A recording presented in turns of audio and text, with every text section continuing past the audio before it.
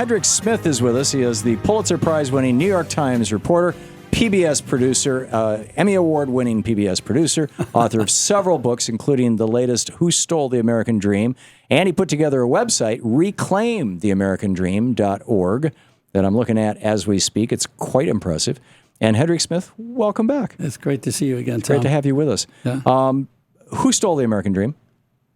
Basically, it was the wealthy, but it was capturing government. It was really triggered by a guy that most of us tend to forget, a guy who served on the Supreme Court, a famous a lawyer named Lewis Powell, who said back in 1971, before Nixon put him on the Supreme Court, to his buddies at the U.S. Chamber of Commerce, hey, you're getting killed in the political arena. You should organize. You should pool your money. You should go after your enemies. You should take the high ground. You should move your offices to Washington. It's astonishing. I couldn't believe it, Tom. I didn't know anything about this, nor did anybody in my bureau at the time. Late 70s, 65 people working for me in the Washington Bureau of the New York Times. None of us knew anything about the Powell memo. 3 months after the Powell memo gets circulated secretly by the Chamber of Commerce, the Business Roundtable is formed. 200 biggest corporations in America who lobby the president, the vice president, and so forth. And John Snow, who was the Secretary of Treasury or Commerce under Bush, was the CEO of the Business Roundtable. Yeah. There were 175 companies that had offices in Washington when Powell wrote his memo. 8 years later, before Reagan was elected, 2,425. Unbelievable. 9,000 registered corporate lobbyists, 50,000 people working for business trade associations. That all hit Washington while Carter was president, while the Democrats had Congress. And the pivot, the change, the watershed in American politics, to my surprise and the surprise of a lot of other people, actually occurred with the Democrats in charge.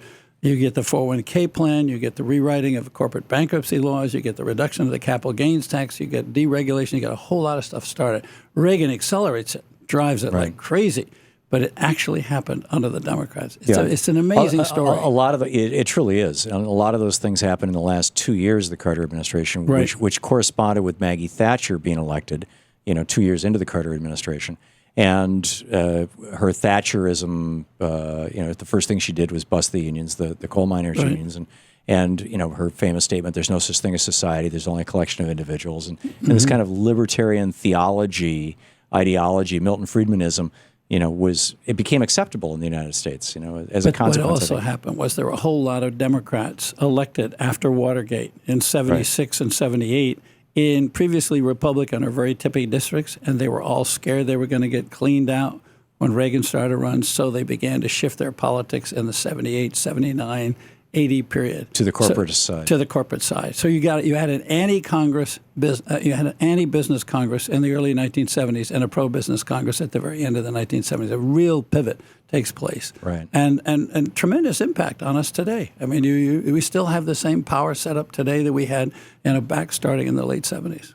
So I use the Reagan Revolution as shorthand to describe that era, but we could describe it really as the Lewis Powell Revolution because he was the guy behind, arguably the guy behind it, and he was the guy who also he's the guy who articulated it. I mean, we don't overdo how influential he was. I mean, he wrote something that fell on very fertile ground. I mean, a lot of business leaders were very frustrated with Ralph Nader and the environmental movement, with the women's movement, with the consumer movement, with the labor movement. So they were ready to hear this message. Well, and in the Powell memo, Lewis Powell opens the Powell memo talking about Rachel Carlson and Ralph Nader and how they are creating consumer movements that are going to take down business if business doesn't get its act together.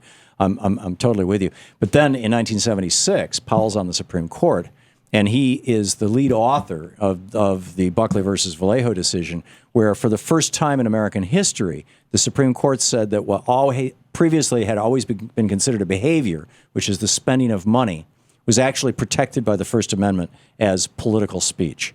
And that paved the way to Citizens United. It began the corruption of the American.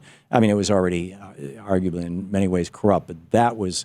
It seems to me that was a major pivot point as well. Well, there's no question. And the court, in the Powell era, if we take this whole era since Lewis Powell joined the court, has rendered an overwhelming majority of decisions on behalf of business, against consumers, and against labor. It's happened again and again. A year after Buckley in First National Bank versus Bellotti, they did the same thing. They said to Frank Bellotti, what do you call it? The chief law enforcement officer for Massachusetts, the attorney general, He had sued the First National Bank of Boston because there was a law in the books in Massachusetts that said corporations can't engage in electioneering unless it directly affects their business. And they were putting money into something that had to do with abortion, as I recall, or whatever. And you know, in First National Bank, again, Lewis Powell says this First Amendment right of speech that we discovered in Buckley last year, we're extending this to corporations. And what's interesting is Americans don't realize this. Corporate money was banned from American political campaigns in 1907. Right. So for The Tillman nearly Act. 7 decades, for nearly 7 decades, it was illegal. And it all gets turned around in this recent era. And it's now become so much not only the law of the land, it's become the air we breathe in our political campaigns. We just take it for granted it was always this way, but it wasn't. Yeah, no, you're absolutely right. And it was Teddy Roosevelt who pushed the Tillman Act through in 1907, as I recall. Or Howard Taft. But was it Taft the president then? At that point, yeah. Okay. But in any case, same bunch of guys who were doing it. Yeah, the progressive Republicans were doing it. And the reason I think this is important to know is not just to know history, but to understand that American politics have changed in one direction, and we can go change them back in the other direction. I mean, I think there's a sense of futility and despair among a lot of people who are upset with the current trends, with the court decisions, with the way Congress is behaving, with the gridlock in Washington, and they sort of throw up their arms and say, well, there's nothing we can do about it. Well, in fact, human beings push politics in this way, and human beings can go push politics and reform back the other way. The thing that I think Americans don't get, and they did get before the Reagan era, I believe, I certainly learned this in civics class as a kid in the 50s, was that business is essentially a game, and there are rules to the game. And the first rule of the game is business has to be conducted in a way that benefits society. Second rule of the game is make as much money as you can. And that these guys who run around talking about the free market, they would never talk about a free football game. You know, no rules, no referees, whatever team has the most money gets to decide where the goalposts are. I mean, but they want business to be like that. How do we re-inform Americans that business operates on a playing field that is designed and controlled by we the people, by our government, and it should be for the benefit of the people rather than exclusively the benefit of the corporations? Well, we're actually doing it. I mean, one of the interesting things that's happening is just take the minimum wage, which is a fairly important rule of the game, right? It's one of the rules of the game. You got to play that way. Yeah. Well, all through the post-war period, both Republicans and Democrats voted to raise the minimum wage to make sure that the middle class and the lower middle class, the working class, took part in the prosperity and the growth of the American economy. And then really, again, starting in that same period, late 70s and early 80s, particularly with Reagan. Reagan was the first president who, for 8 years, stood against raising the minimum wage. But it's now happening. We have deadlock here in Washington, and we have 28 states in the country that have higher wages than the federal minimum wage. Right. Los Angeles, just last week, voted to increase its minimum wage to $15. So that's how you actually do it. I think talking about it doesn't work. I think you actually have to go see it. And that's why I tried to create a web page that took people to practical examples of what is happening in America. There's more change going on than the mainstream media is telling people about. There's more change going on than even people who are upset and want change know.